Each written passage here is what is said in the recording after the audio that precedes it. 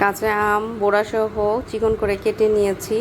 তারপর 1 ঘন্টা চিনি দিয়ে আমটাকে আমি ভিজিয়ে রেখেছি।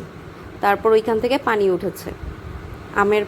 আমের চিনির পানিটা একসাথে আমি চুলায় বসিয়ে দিয়েছি। এরপর মিঠাই দিয়েছি। মিঠাই দেওয়ার পর হলুদের গুঁড়ো, মরিচ গুঁড়ো, পরিমাণ মতো লবণ সব কিছু দিয়ে নেড়ে মিক্স করে নিচ্ছি। এরপর কিছুক্ষণ জাল করব।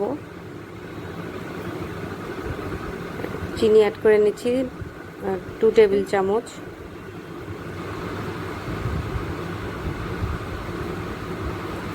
যার যেরকম ইচ্ছা ওরকম চিনিটা মিষ্টিটা আপনারা অ্যাড করতে পারেন, যে যেরকম পছন্দ করেন। কেউ মিষ্টি বেশি পছন্দ করলে বেশি। মশলাগুলো আমি টেনে নিব।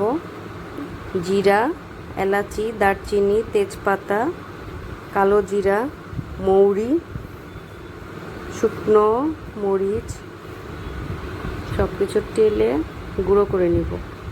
আচারটা হয়ে গেছে প্রায়। নামানোর কিছুক্ষণ আগে আমি মশলাটা দিয়ে দিব।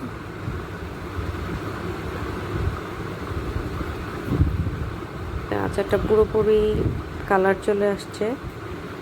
মশলা দিয়ে নেড়ে